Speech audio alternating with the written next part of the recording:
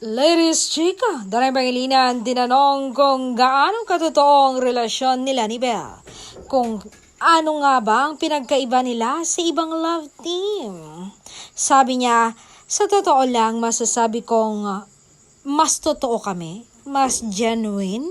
Yes, we're very private, pero mas tahimik kasi kung ganon and mas protektado namin ang meron kami ang aming relasyon.